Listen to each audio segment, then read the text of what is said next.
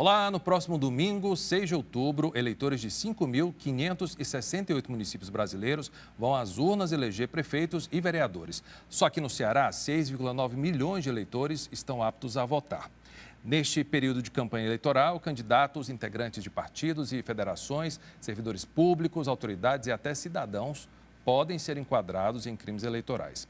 Quem responde por esse tipo de delito pode ser condenado à prisão e, se estiver na disputa por cargos, também pode sofrer sanções como a perda do registro de candidatura, cassação do mandato e até se tornar inelegível por 8 anos.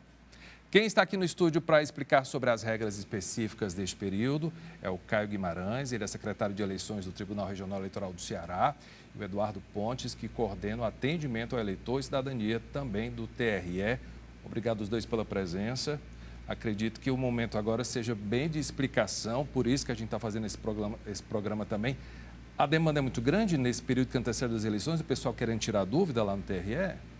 Sim, Christian. A quantidade de atendimentos, que nós temos o atendimento de forma contínua, mas a quantidade, tanto no fechamento do cadastro, que foi em maio, quanto agora na proximidade das eleições, ele quadriplica, né? Então, nós temos que ter vários canais, não só o telefone, para que nós possamos dar vazão a esse número de atendimentos. Né?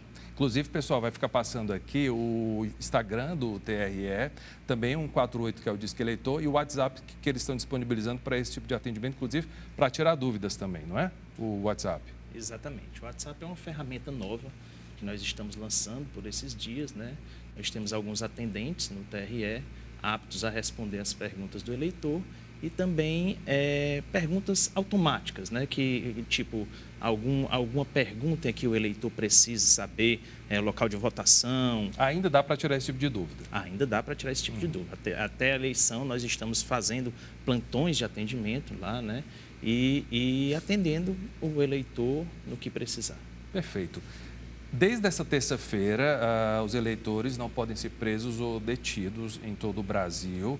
Essa medida vale até terça-feira que vem, dia 8 de outubro. Quais são exatamente essas regras? Porque a gente sempre divulga isso, mas nunca se sabe, dá a impressão de quem não tem a informação correta de que está tudo liberado, e não é bem assim.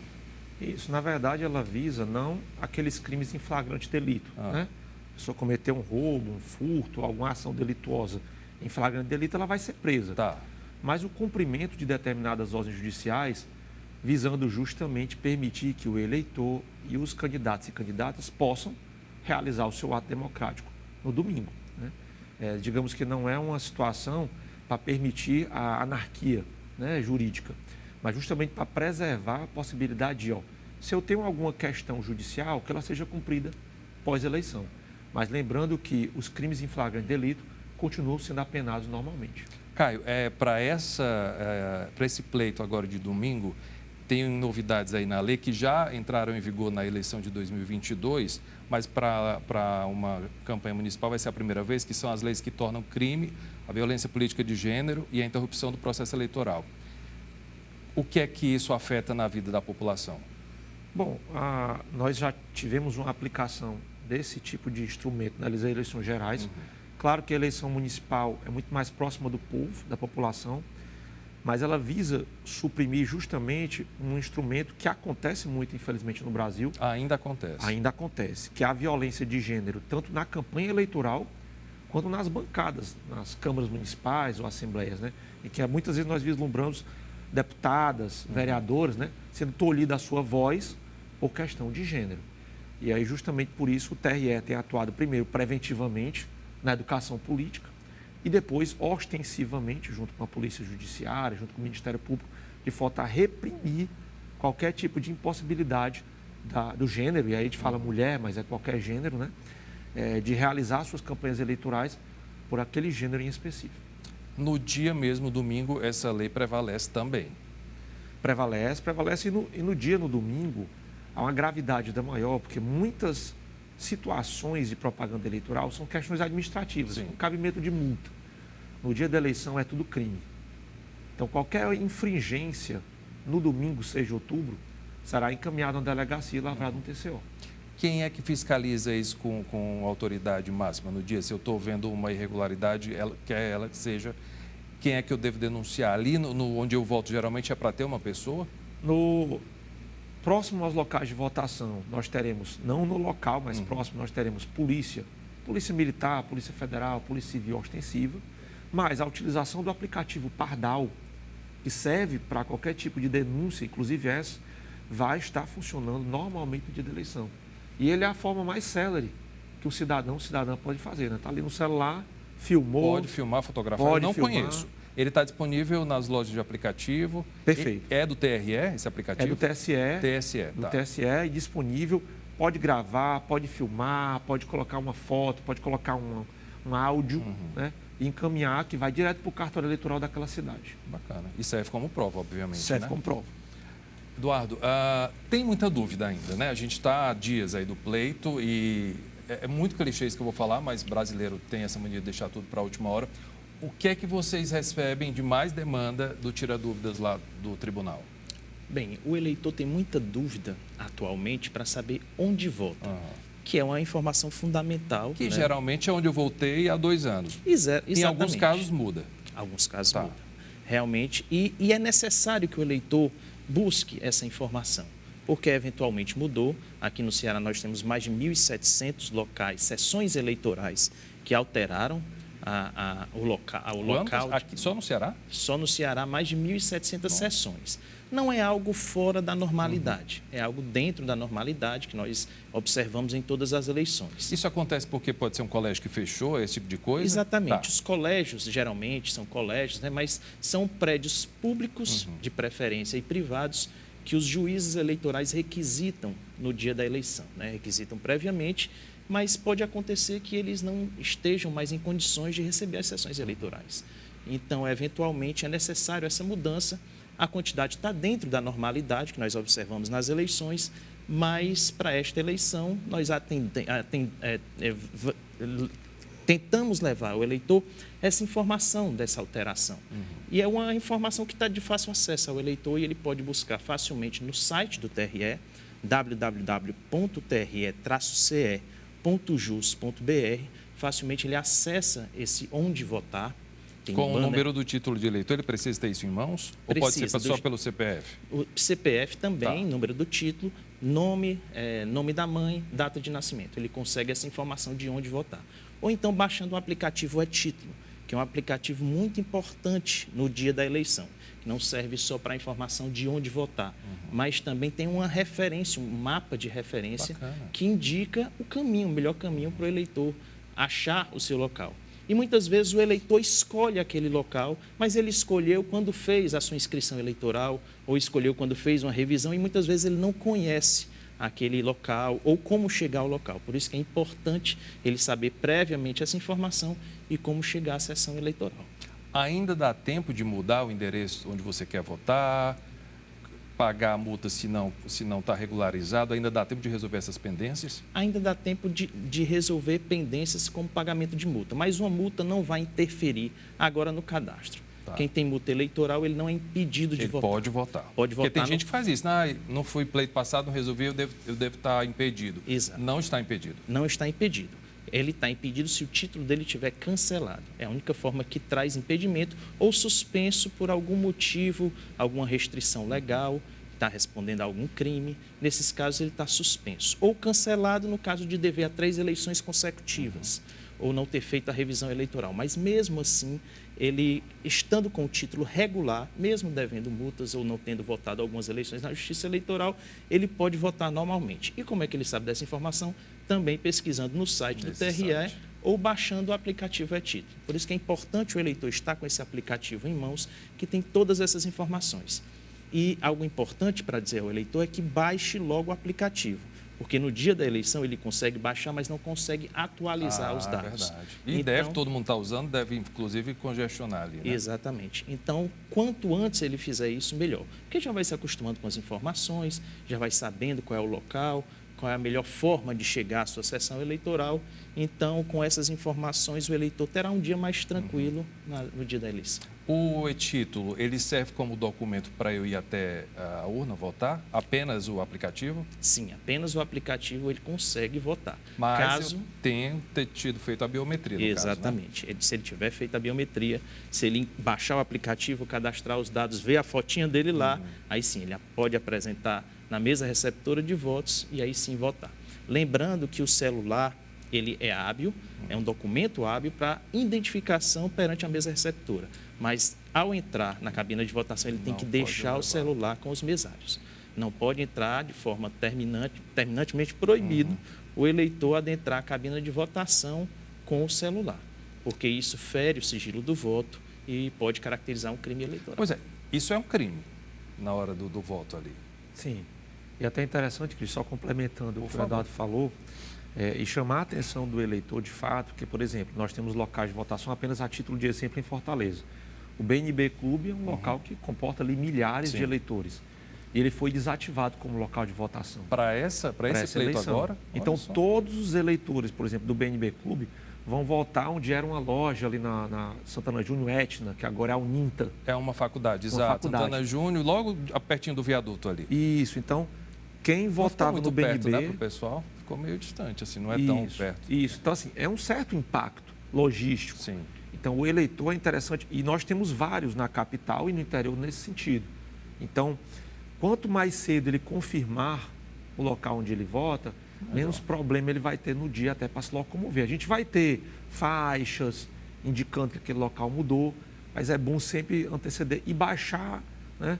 É como você utilizar o Gov, né? Você baixa aquelas informações, carteira digital de trânsito, você já baixa. Você já está com a sua foto, porque no dia vai ter congestionamento. Eu já passei por isso e eu vejo que vocês sempre identificam lá, olha, essa zona mudou para tal endereço, colocam lá o endereço, fica bem tranquilo para o pessoal acessar, né? E a gente falou de biometria, eu vou aproveitar, eu peguei o material das redes sociais de vocês para a gente exibir aqui no programa também. Roda aí, Carlos Augusto, por favor. Se apronte para votar. A tal da biometria não tem erro nem segredo. Ela reconhece a gente pela pontinha do dedo. Biometria é a identificação digital que usamos para votar. Não cadastrou a sua? Calma. Mesmo sem ela, você consegue votar. Basta levar um documento com foto no dia da votação. Com ou sem biometria, exerça a cidadania. Justiça Eleitoral, a justiça da democracia. Obrigado. Eu passei pelo processo da biometria pelo dedo. Eu não lembro se eu fiz a da foto. É a mesma coisa? Normalmente, o procedimento é um procedimento único. Você tira a foto, faz a assinatura, no padzinho de assinatura, e ao final coleta as digitais, né? Pode acontecer, é muito raro, de num procedimento faltar uma das três situações, né? Mas isso não, como o vídeo coloca, não é um impeditivo, né, para votar. Na verdade, o eleitor tem que ter cuidado, e aí também vem aquela situação de se antecipar, observar se o seu título não está cancelado, né? Às vezes, uma revisão eleitoral muito antiga, ele já houve um cancelamento, ele não participou de outras votações e não está sabendo. Então, quanto mais cedo ele fizer uma consulta, mais cedo ele vai poder se posicionar nesse sentido, né? Mas dá para resolver ainda quem está com o título cancelado? Não impede de votar. É o único impedimento é no caso do título cancelado. A gente está na quarta-feira, dias aí do pleito. Dá para corrigir isso ainda e votar no domingo? Não dá mais para corrigir. O cadastro eleitoral fechou no Fechou dia em 8 maio? Exatamente. No dia 8 de maio foi o último dia para reverter o cancelamento do título, né, e fazer qualquer alteração no cadastro. Por isso que os locais de votação que foram alterados por circunstâncias não do eleitor, mas sim da Justiça Eleitoral.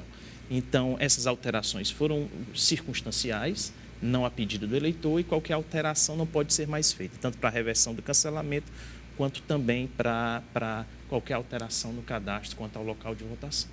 Existe muita dúvida ainda com relação à pessoa que não foi votar. E é o caso das pessoas que em 3 eleições tiveram o título cancelado. É assim que funciona, né? Exatamente. Consecutivas. Quem não votar agora, por exemplo, a primeira vez, qual é o problema que ela vai obter com essa ausência lá na urna? Certo. a princípio? Para aquelas pessoas que vão votar pela primeira vez, né, talvez tenham mais dúvidas de como proceder, de como se depara perante a urna eleitoral, como votar, né? Mas é importante dizer ao eleitor que fique tranquilo. É um procedimento todo regulamentado na legislação eleitoral, muito célere e muito fácil. E para quem não conseguir votar no dia da eleição, ele pode justificar essa ausência ao voto. Também no aplicativo dá para fazer? Também no aplicativo dá para fazer no dia da eleição.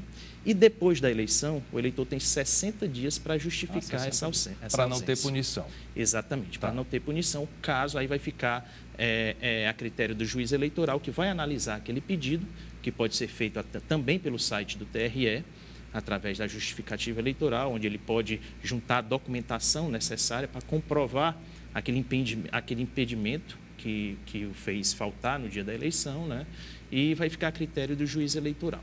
E ele receberá também, através do sistema de justifica, essa informação, se foi ou não aceita essa justificativa. Caso não seja aceita, aí sim o eleitor vai ficar devendo uma multa, né? É passível de cobrança de multa eleitoral, caso ele possa pagar, que gira em torno de R$ 3,50. Tem gente que não vai dizer, vou pagar só R$ 3,50, mas você está perdendo o seu direito de exercer a democracia, que não tem preço, né? Não tem valor. Exatamente, é um direito do cidadão, é um dever do cidadão, mas também é um direito de votar. Exato. Então ele está, de certa forma, no caso de não comparecendo à urna, ele está deixando outras pessoas decidirem por ele, sim, né, quais serão o seu representante.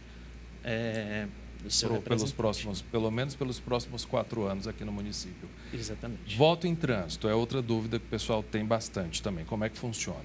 Bem, o voto em trânsito ele não existe na eleição municipal. Ah, não existe? Eu não sabia. Isso. O que existe é o voto, é a transferência temporária de voto. Isso é um prazo que também já se encerrou em 22 de agosto, e são casos bem específicos em que o eleitor ele escolhe, por exemplo, o eleitor que está em algumas circunstâncias legais do tipo pessoas que estão na segurança pública, que trabalham na segurança pública e foram deslocados para trabalhar no dia da eleição, pessoas cujo local de votação não tem acessibilidade, eles querem votar em um local mais acessível. Então, nessas circunstâncias, essas pessoas podem escolher temporariamente alterar o local de votação. Então, esse período já passou também, e o voto em trânsito é aplicado geralmente na eleição geral, né? Nas próximas eleições. E aí, nesse caso, eles não vão votar? Se eu sou de Sobral, por exemplo, e estou aqui em Fortaleza, não posso me deslocar no domingo até lá, a minha opção é não votar dessa vez. Exatamente, é justificar o voto. Perfeito. Olha, o Cena Pública vai para o intervalo rapidinho, te convido a dar uma olhada nas nossas redes sociais. Estamos no Facebook, Instagram e no canal da TVC no YouTube. Acesse lá o conteúdo, aproveite para seguir e compartilhar. A gente volta já.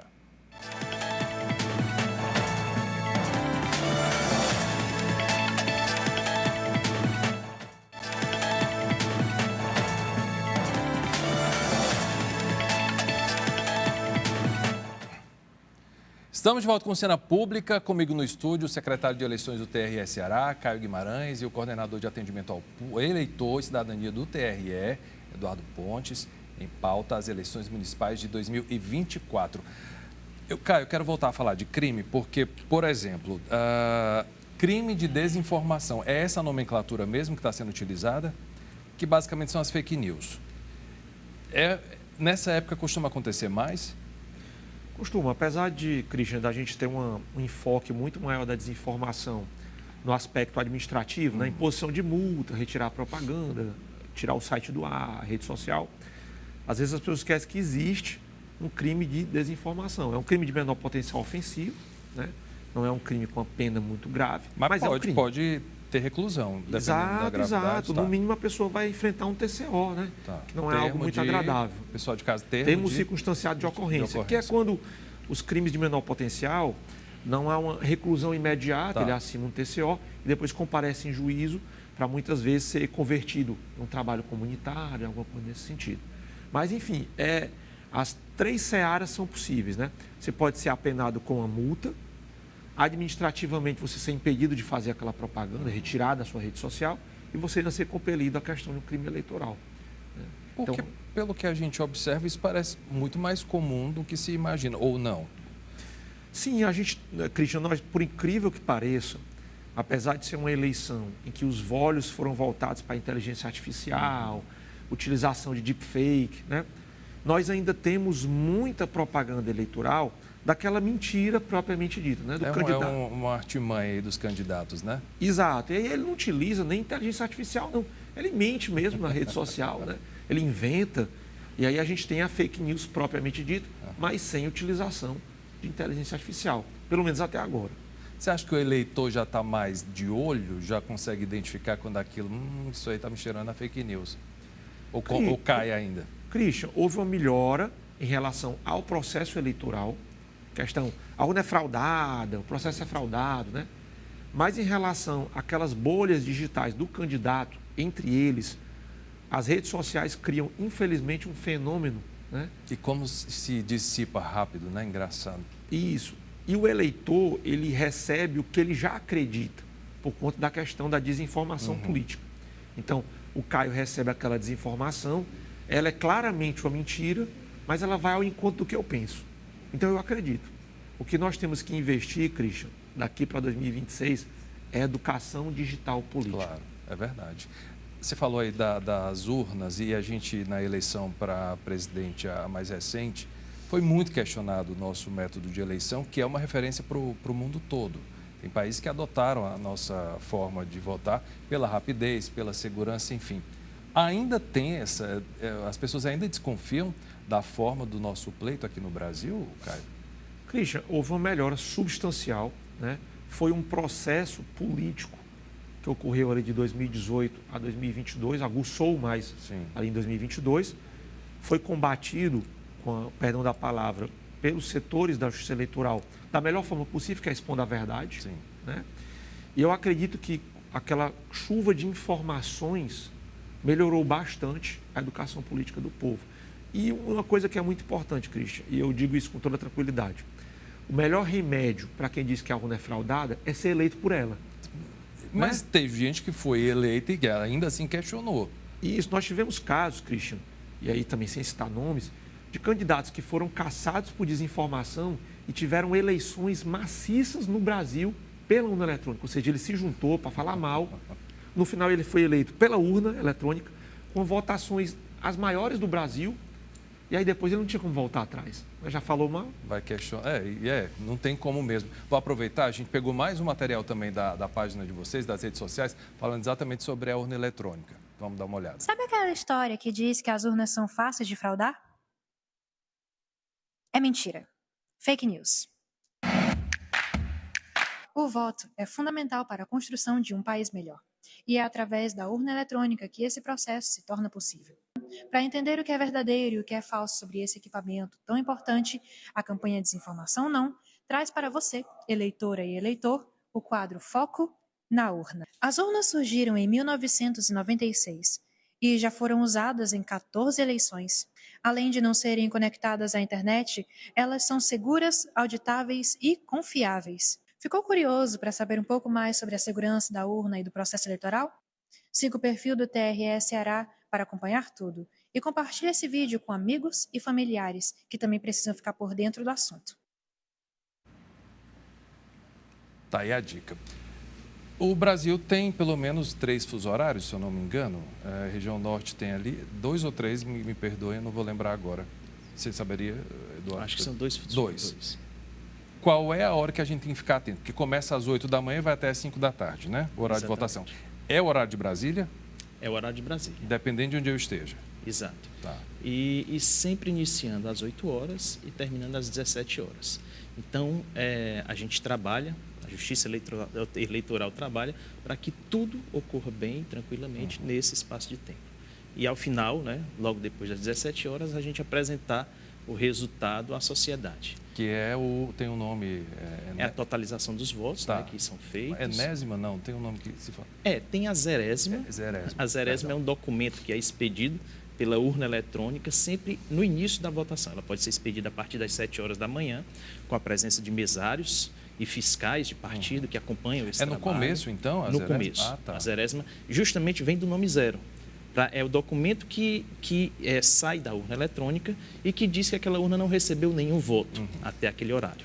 antes do início, a urna é preparada para iniciar a votação e receber votos a partir das 8 horas.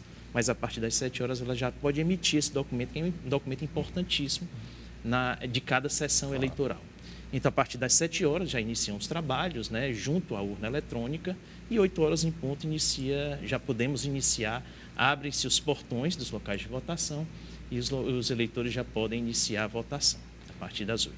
E é importante, Cris, por favor, desculpa, claro, que essa será a primeira eleição em que não serão levados em consideração os demais fusos horários. Sim.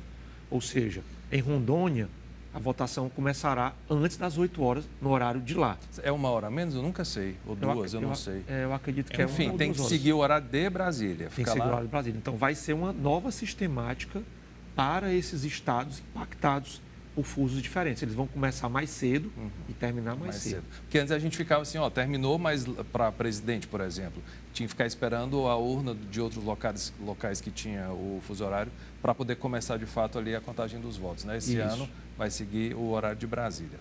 Exato. Perfeito. É importantíssimo nesse ponto que o Eduardo frisou e que foi uma excelente pergunta sua, Cristian. Pegando ainda aquele gancho da segurança da urna, né? Outro ponto que é interessantíssimo, né? A eleição termina às 17 horas, é emitido o boletim de urna, né, o BU.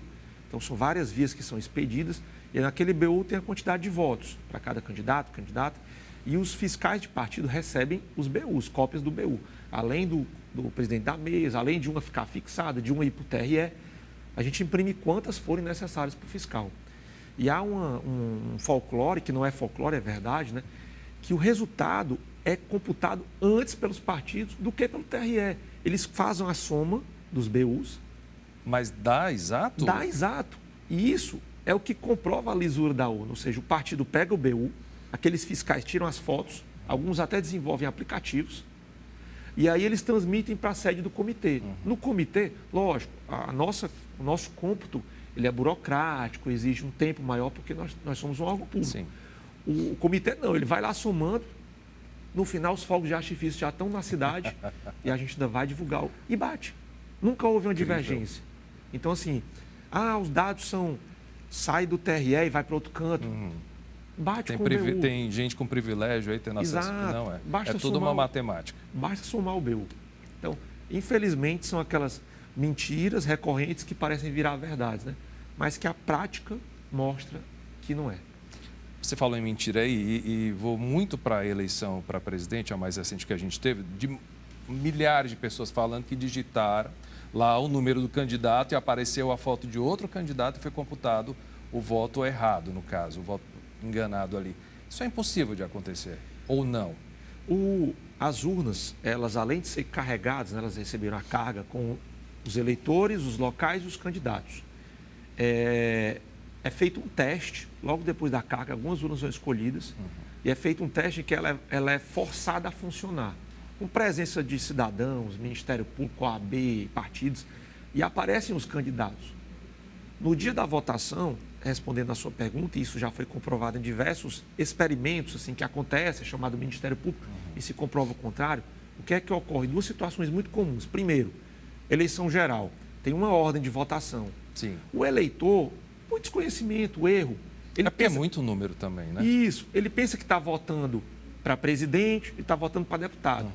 Quando ele coloca o começo do número para presidente, aparece uma foto de uma legenda, ou que não existe, porque ele não completou os números do deputado. Olha, está nulo, olha, está errado.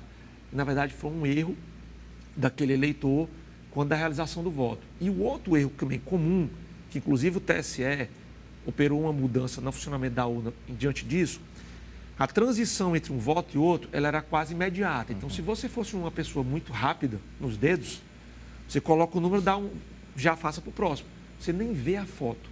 Dá nem tempo. E agora a urna vai dar um lag, um tempozinho então vai ter um delay ali.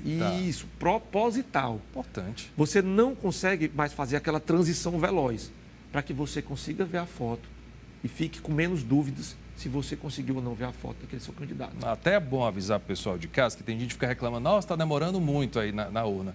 Vai ter um tempinho a mais ali para definir, de fato, mostrar a foto. Deve ser diferente da eleição mais recente, então, né? Isso. Já que tem a previsão desse delay aí. Exatamente. Tudo para tentar levar o eleitor e a eleitora o máximo de informações e é o aperfeiçoamento do processo eleitoral. A gente pega as problemáticas de eleições anteriores, que não são fraudes, mas problemáticas, e aí a gente aperfeiçoa o processo. Perfeito. Pegando esse gancho, dessa vez são 2 candidatos, a gente vai votar para vereador e prefeito. Acredito eu que seja o primeiro vereador, depois prefeito, essa seria a ordem. Exatamente. Obviamente tem gente que não vai decorar esses números. Que tipo de material eu posso ter em mãos para levar lá na hora do meu voto? Pois são 5 dígitos para vereador, 2 dígitos para prefeito, né? Primeiro o voto para vereador, logo após o voto do prefeito. Outra questão que falam que apareceu uma pessoa e ele votou numa pessoa Sim. que não reconheceu, é porque também no voto dos cargos majoritários aparece a foto do vice. Então, quando aparece o prefeito e o vice ou a vice, então pode ser que leve o eleitor a erro, mas aparece sempre os 2. sempre os 2. Tá. Em cima o prefeito ou a prefeita, e embaixo o vice ou a vice. Então, isso pode levar o eleitor a erro também. Mas é sempre o eleitor ficar atento a essas circunstâncias, que ele pode, inclusive, simular previamente no site do TRE. Existe um simulador de voto no site, que ele facilmente acessa no site do TRE, e pode simular toda a votação. A sequência dos cargos, a sequência de digitação, esse delay que o Caio falou. Então, é importante que o eleitor, principalmente aquele marinheiro de primeira viagem, né, se instrua para que vote com tranquilidade. E que referência eu posso levar na minha mão para não esquecer? Sim, qualquer comprovante, contando que não seja no celular, a gente já falou que o celular... Porque ele não vai estar na sua mão na hora do voto. Exatamente, tem que deixar o celular Se tiver, na mesa. a gente até falou, isso é crime mesmo, né? Não pode. E a pessoa que está ali na mesa, o mesário, ele vai ficar com o celular. Exatamente, ele está instruído a pedir o celular do eleitor, não pode levar na mão, não pode levar no bolso. Então é interessante, até para favorecer o fluxo tranquilo da votação, que o próprio eleitor já deixe o celular, né? Não facilite qualquer interpelação por parte dos mesários ou até da força policial que pode ser chamada para intervir nesses casos. Então, deixe o celular na mesa e pode levar consigo qualquer papel, qualquer pesca com os seus números, com a relação dos seus candidatos. Fora isso, também tem à disposição do eleitor, em todas as sessões eleitorais, um rol de candidatos. É a lista de candidatos, que fica próxima à cabina de votação, à sua disposição, que ele pode, numa dúvida, se não levou ou decorou e esqueceu, ele pode procurar o seu candidato, tem tempo suficiente, são 2 votos apenas nessa eleição. Então, a gente espera que seja uma eleição tranquila, rápida e tem tempo para o eleitor procurar o seu candidato. Eu já presenciei uma cena, e eu queria saber se isso é proibido ou não, da familiar estar lá na urna e gritar para outra que está na fila, qual é o número mesmo que eu vou votar? Pode isso? Não pode, porque o voto é sigiloso e nós preservamos muito pelo sigilo do voto, né? Então, isso quebraria o sigilo do voto. E a quebra do sigilo do voto pode ser feita pelo celular, como a gente falou, mas também por outros meios, né? Tipo, a pessoa sair propagando em quem votou, ou mesmo falar o número, fazer esse tipo de pergunta. Ele pode ter um auxílio eventual de alguma pessoa que não esteja na cabina, mas aí ela vai ter que se retirar da cabina de votação, fazer as perguntas e volta à cabina, sempre informando aos mesários, né, ao presidente de mesa, que é a autoridade no dia, na sessão eleitoral, informando o que ele precisa de ajuda. Os mesários, eles não podem ajudar com numeração, mas podem ajudar como ele conseguir essa informação, apontar na lista de eleitores, né? Ou mesmo dizer, pedir uma ajuda a algum familiar, alguém de confiança que esteja na sessão eleitoral. É possível esse tipo de ajuda, mas sempre em silêncio e de forma tranquila. Que não vai fazer com que ninguém tenha a ideia de, enfim, incitar a pessoa a votar no seu candidato escolhido, né? Exatamente. Lembrando que propaganda no dia da eleição é crime. Pois é, aí a questão da propaganda tem o vestuário, o adesivo que eu vou querer colocar, enfim, me ornar lá das cores do partido. Isso pode? Pode. Isso é entendido pela legislação como uma manifestação individual e discreta, né? Singela, de forma tranquila. É permitido ao eleitor manifestar a sua predileção, mas sempre de forma individual. E é possível a ele ir trajado de boné, dísticos, adesivos, camisas, né, do seu candidato de fabricação própria. O que não pode caracterizar é propaganda no dia da eleição. Tipo, eu estou com um adesivo aqui e entrego para alguém da fila. Ó, tem candidato? Bota Ou nesse aí. E de forma individual, alguma aglomeração de pessoas trajando o mesmo tipo de roupa, o mesmo tipo de cor Mas de se for roupa. da mesma família? Da mesma família a gente compreende, né? Sempre no dia da eleição a gente trata com as situações com razoabilidade. Né? Claro que uma família indo votar no mesmo candidato, escolhendo trajar a mesma roupa, né? Ela pode, mas ela sempre é orientada a não se manifestar, não pedir voto. E nem hostilizar a pessoa que vai votar no candidato contrário, Claro. que infelizmente acontece muito também, né? Exatamente. O dia da eleição é um dia de tranquilidade, é um dia pra de ser. festa, é para ser. Então, a gente não interessa a ninguém essa aglomeração, esse crime eleitoral, não interessa a ninguém, nem a candidatos, nem à justiça eleitoral, nem aos próprios eleitores. Então, é um dia de tranquilidade, que todo mundo possa exercer o seu direito de forma tranquila, e a gente está lá para isso. Vou fazer uma pergunta que pode parecer meio boba, mas eu acho que faz muito sentido. A gente está numa cidade litorânea de praia, especificamente aqui em Fortaleza, e é um domingo. Tem muita gente que se programa, olha, eu vou votar de lá, já vou para a praia, ou o contrário, eu vou passar o dia na praia, quando estiver ali no fim da tarde, eu vou votar e vai estar muito à vontade, às vezes sem camisa, uma saída de banho. Existe algum critério para entrar na urna e fazer seu voto com relação à vestimenta? Não, a gente sempre apela ao bom senso, né? Você não comparece a um local público, ao local onde você vai exercer um dever de cidadão, trajado de biquíni, Tá. de roupas de banho, né? Então, a gente sempre apela para o bom senso do eleitor, que vá trajado como um tal, né? Que não vá trajado para entrar no mar, mas que vá trajado para votar e, eventualmente, fazer o que for necessário depois, né? Então, é importante que o cidadão tenha em mente que ali é um local público, é um local que é regido pela legislação eleitoral, de um comportamento, que espera um comportamento tanto de mesários, quanto de fiscais, quanto de candidatos, quanto as pessoas que estão auxiliando a justiça eleitoral. É algo sério, é um dever do cidadão, mas também é um direito do cidadão, mas também é um dever que deve ser cumprido. E, como tal, o cidadão deve encarar, né? Então, eu acho que a gente, como o Caio falou... Respeito para os outros também, né? Isso. Como o Caio falou anteriormente, a gente está amadurecendo nesse sentido, de entender a liberdade do cidadão e também entender os deveres que ele deve cumprir e a consciência, né, social, a consciência política, que está cada vez maior. Então, a gente não costuma ter tanto problemas nesse sentido. Que bom, né? achei que acontecia com frequência. Então, Não, mas sempre quando acontece, a gente está preparado para intervir, orientar e contornar da melhor maneira possível. Perfeito.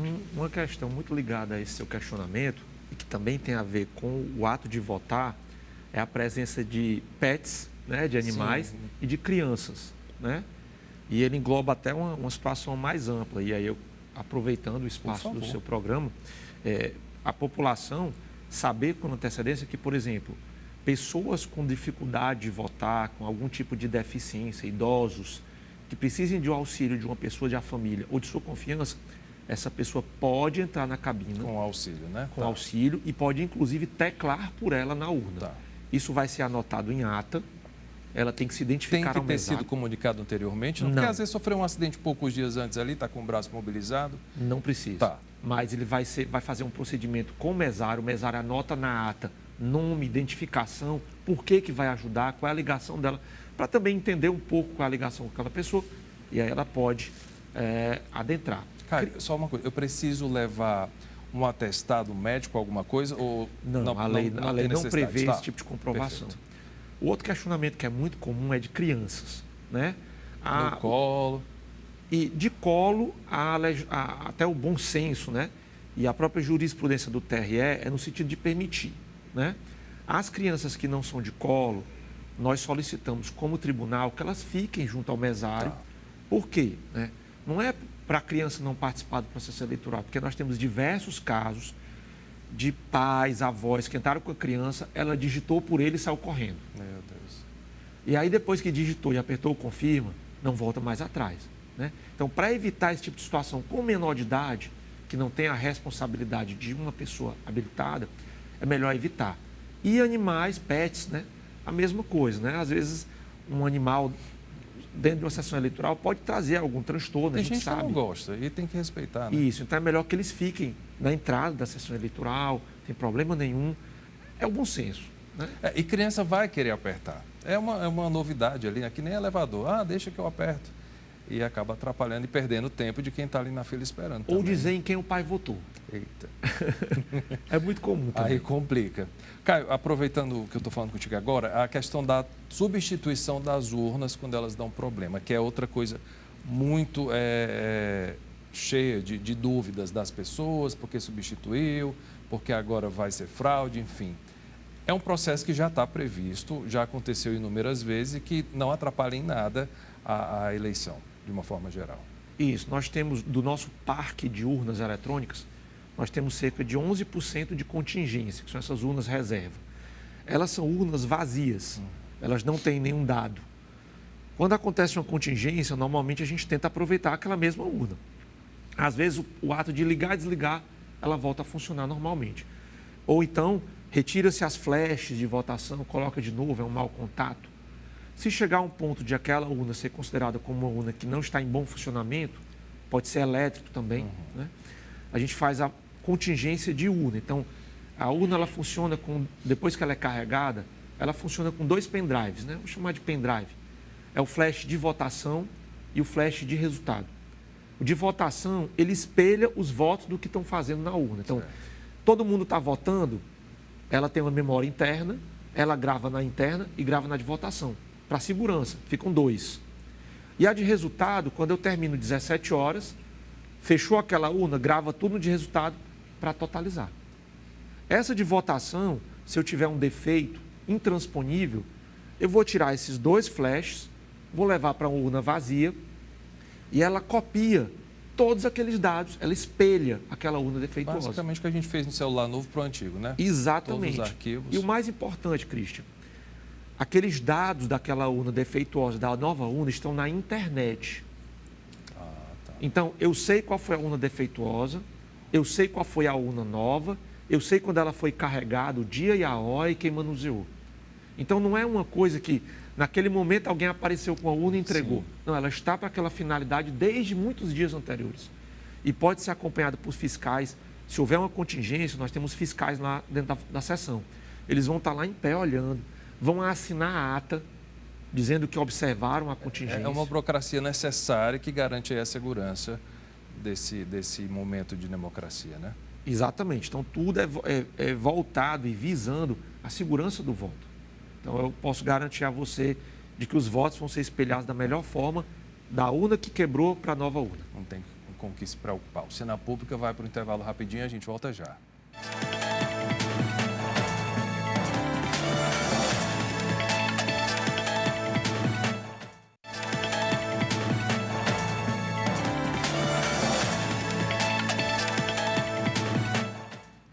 Começa o terceiro e último bloco do Cena Público. Aproveito para te convidar a acompanhar nossas transmissões nas redes sociais. Estamos no Facebook, Instagram e no canal da TVC do YouTube. Quem participa do programa hoje é o Caio Guimarães, ele é secretário de Eleições do Tribunal Regional Eleitoral do Ceará, e o Eduardo Pontes, que coordena o atendimento ao eleitor e cidadania também lá no TRE. Caio, dentre o que a gente já falou aqui, me lembrei do caso de quem tem porte de arma. E eu vi que é uma das coisas que deve ficar atento, porque é proibido.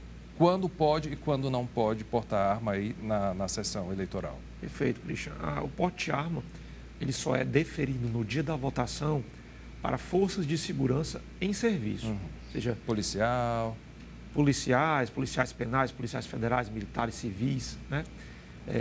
Militares, mas apenas se eles estiverem em serviço naquele dia. Se eu sou policial civil, sou policial militar, eu vou votar sem a minha arma de fogo, né? Ela não é deferida se ele estiver de folga, por exemplo. Vai ter gente que vai questionar se o mesário não pode ficar com a minha arma enquanto eu estou votando, porque tem um limite de metros, inclusive, da arma para a urna. Isso existe mesmo, né? Isso. As forças de segurança, legalmente, elas devem ficar a 100 metros dos locais de votação, né? Nesse caso, os mesários eles não ficam, né? Até porque nós não temos um local de custódia de armas de fogo, é um aparato muito sensível. Então, realmente, o policial ou a pessoa que esteja com porte, ela tem que voltar à sua residência, ao local, e retornar para votar sem aquela arma de fogo. Caio, há quantas eleições você já está acompanhando o pleito pelo TRE? Umas 8, talvez? Umas 8. Dessas coisas absurdas que acontecem, que são crimes, por exemplo, gente que vai votar no lugar de outra pessoa, que com a biometria deve ter ficado muito mais difícil. Enfim, o que é mais comum ainda hoje em dia com relação a crimes eleitorais no dia do voto? Bom, Cristian, por incrível que pareça, né, o mais comum são as aglomerações de pessoas... Para coagir outras pessoas a votar. Isso. Muitas vezes as aglomerações começam de forma pacífica e não voltada a uma propaganda eleitoral. Só que se você aglomera 10, 15, 20 pessoas, muitas vezes portando vestuário padronizado, a tendência é que elas comecem a falar de candidatos, né? Gesticular sobre candidatos. Cantar música lá da campanha. Exatamente. Isso é terminantemente proibido. Outras situações que parecem também tão bobas e tão corriqueiras, tem pessoas que acham que são mais espertas do que os outros, né? Então, você pode continuar com a propaganda no seu veículo no dia da eleição? Claro.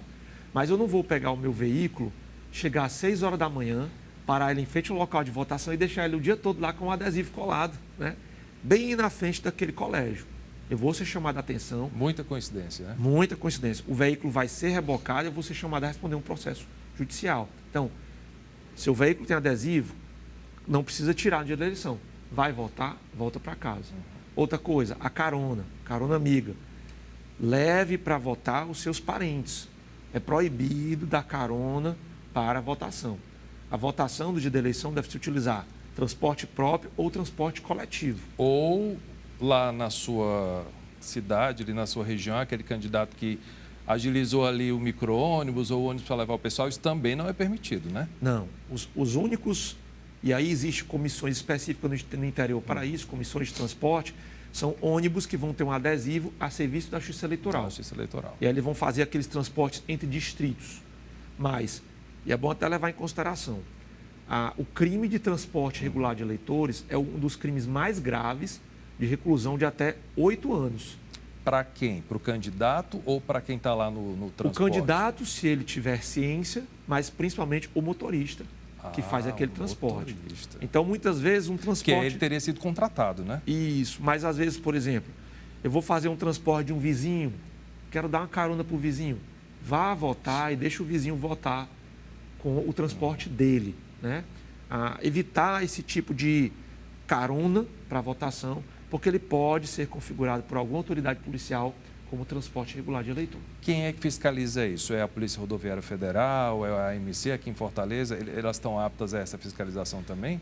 A fiscalização em rodovias vai ser realizada pela Polícia Rodoviária Estadual e Federal e na cidade pela Polícia Militar, Civil e Federal, como polícia ostensiva.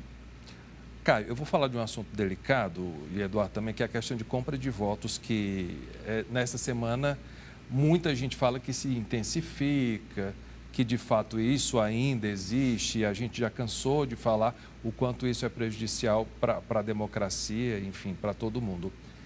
Ainda acontece, por exemplo, flagrante desse tipo de crime no período que antecede a eleição? Sim, Cristian. Inclusive, nós tivemos já, nesse processo eleitoral, alguns casos emblemáticos, né, de candidatos ou participantes de campanha em veículos com grandes somas de dinheiro vivo, né? Que não tem justificativa, né? Que não tem justificativa. A gente nem anda mais com dinheiro para evitar. Exatamente. Problema. E, infelizmente, também isso se intensifica no sábado, né? A véspera de eleição, né? É onde há a maior intensidade da compra de votos, né? E aí é um crime, tanto o crime é ruim do ponto de vista legal, quanto ele é um crime nefasto do ponto de vista democrático, né? E aí eu aproveito também o espaço para dizer, Cristian, que tão ruim como quem compra é quem vende o voto. Pois é. Eu sinceramente, eu não sei definir o que é pior aí. Quem é punido? Quem está lá fazendo a compra ou quem recebe o dinheiro ou os dois? Os dois vão ser levados, os dois vão ser inseridos no processo penal, né? Um pela questão passiva e outro pela questão ativa da venda de votos, né? Mas, como nós já dissemos, só existe um mercado consumidor se tem um consumidor. Claro.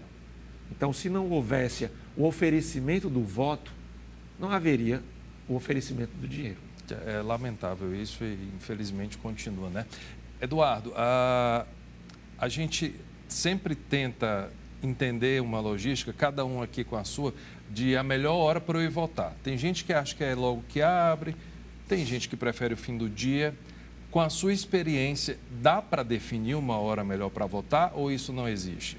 Certo. Antes, vou só corrigir o Caio, que nós estamos a 10 eleições, viu? 10? Então, a nossa experiência são de Nossa. 10 eleições. Então, indo à pergunta, vai variar. Realmente há uma dinâmica toda especial de cada local de votação. Nós observamos picos logo cedo, né? Quando abre, assim, Quando até umas abre, 10 da manhã, talvez? Exatamente. Ou seja, a pessoa quer se livrar Sim. do dever do voto e ir para a praia, como a gente falou antes. Ou na hora do almoço também, aquele horário entre 12, 1 hora também é um momento em que as pessoas saem geralmente aos domingos para ir ao familiar, vota e vai almoçar, né? Então, nós observamos esses 2 picos. Mas é uma dinâmica realmente que vai depender de cada local de votação. Por isso que é importante que o eleitor conheça o seu local de votação, saiba previamente onde vai votar, converse, aqueles que vão pela primeira vez, converse com outras pessoas que já votam, para entender qual é o melhor horário. E é importante essa pergunta, muito relevante, porque é interessante que o eleitor escolha esses espaços, né? É um intervalo de tempo muito grande, de 8 às 17 horas, e evitar aglomerações é bom, né? Por exemplo, para ilustrar, a gente cita o Colégio Arides Sá Cavalcante, na Washington Soares, é o maior local de votação. É o maior colégio eleitoral aqui É o hoje? maior Eu achei colégio que era eleitoral. o S. É o maior colégio eleitoral do estado. Do Ceará, Do não Ceará. é nem de Fortaleza. Exato. Hoje, O Aritzá é o do centro de Fortaleza? da Washington Soares. Tá, tá. Próximo ao TRE. Ele até tem uma quantidade de eleitores atualmente de mais de 12 mil eleitores. Nossa. Então, é maior até do que algumas cidades, né, do estado. Número de eleitores, né? Exatamente. Então, é muita gente para votar, mas a gente observa, mesmo nesse colégio, uma tranquilidade. Ou seja, as pessoas já se acostumaram a votar nesse sentido. Quando é para esperar, na fila espera. Quando não, vai e vota tranquilamente. Essa eleição, por ter apenas 2 candidatos, é uma eleição bem rápida. Naturalmente, pela legislação, ela tem que encerrar só às 17 horas, mas nós observamos que chegando de tardezinha, já no final da eleição, pouca gente vai votar, porque realmente o eleitorado já se diluiu durante o dia. Então, esse aspecto de melhor hora para votar, um aspecto que o eleitor deve estar atento, né? Mas sempre esperando e estudando a peculiaridade daquele local de E votação. tentar não deixar lá para o fim da tarde, Exato. que é um risco, não deixa de ser, né? É importante, dentro do horário de votação, você entrar no local de votação antes das 17 horas. Estando dentro do local antes das 17, estando em uma fila de sessão, já é garantido o voto. Ou seja, se ele estiver na fila às 17 horas, a urna não vai encerrar. O mesário atento, ele vai distribuir uma senha do último eleitor ao primeiro, e aí sim a eleição, a votação vai estar garantida para aquele eleitor que estiver às 17 horas na fila. Eduardo, rapidinho, como é que funcionam as prioridades na sessão eleitoral ali? O que é que é prioridade e como é que eles devem fazer? Bem, as prioridades elas só são definidas em lei, né? E o mesário, principalmente a função do secretário, está sempre atento a essas prioridades, né, de votação. Então, tem a prioridade máxima, a preferencial, que é de pessoas acima de 80 anos. 80? Acima de 80 Nossa, anos, bacana. tem a prioridade... Achei que era 65, então... Não, existe a de 60 anos, prioridade, mas acima de todas existe a de 80 anos, né? Então, o secretário tem que estar sempre atento na fila. Então, tem as gestantes, tem aquelas pessoas obesas, com obesidade mórbida, que também tem prioridade. Tem pessoas que são acompanhadas de filhos autistas. Pois, não, mas não nesse caso, a gente até falou, quem leva filho no colo e às vezes, talvez, não vou julgar aqui, para ter uma preferência ali na fila. É preferência também, quem está com filho de colo? Quem está com filho de colo também. A questão é sempre, a dificuldade é aferir se essa criança é ou não é de colo. Porque muita gente usa da malícia de colocar uma criança que já anda no colo, né? Então, a gente sempre orienta aos mesários que fiquem atentos com essas peculiaridades, né? Se você perceber que a criança está se danando, correndo durante a sessão ou votação, não tem porque está no colo. Então, essa pessoa não vai ter prioridade. Então, é mais ou menos por aí, os mesários estão atentos às prioridades legais, né? E qualquer dúvida que o eleitor tenha, qualquer prioridade, mesmo aquelas, por exemplo, uma gestante que ainda não é aparente a gestação, ela pode se dirigir à mesa receptora de votos, não precisa, como o Caio falou anteriormente, não precisa levar qualquer documentação, qualquer atestado médico, ela declarando, o mesário pode colocar e dar preferência a essas pessoas. Ficou muito claro que é toda uma questão de bom senso da gente, enquanto cidadão, de respeitar o nosso direito e dever, e também das pessoas, de uma forma geral. Tudo que a gente conversou aqui, você acompanha, como eu falei no começo do programa, nas redes sociais do Tribunal Regional Eleitoral do Ceará. Eles têm Facebook, tem Instagram, tem o Disque Eleitor 148 para tirar dúvidas também. Até, inclusive, no domingo, antes de sair de casa, você pode ligar. E o WhatsApp, que a gente vai ficar passando aqui todas essas informações, que, inclusive, no domingo também dá para ainda tirar dúvida. O pessoal vai estar lá de plantão. Sim, estaremos de plantão o dia todo para responder aos eleitores. Perfeito. Meninos, muito obrigado pela presença aqui no Cena Pública. Eu já vou desejar aqui, acredito que os dois devem trabalhar no dia do pleito, um domingo de paz lá para vocês. Agradecer também o trabalho do TRE, que é sempre muito ágil, muito parceiro da imprensa. A gente fica lá de plantão para divulgar os números. A expectativa, na sua opinião, Caio, para definição dessa eleição de domingo com relação à hora? 7 da noite a gente já deve saber, a maioria dos prefeitos do Brasil? 7 da noite eu acredito que nós já temos um passo adiantado. Lógico, nós podemos ter intercorrências, né? Mas possivelmente nesse horário nós já vamos ter uma definição bem clara. 7 da noite também, Eduardo? Aposta nessa... Acho que sim, a Justiça Eleitoral está trabalhando para que o resultado saia cada vez mais célere.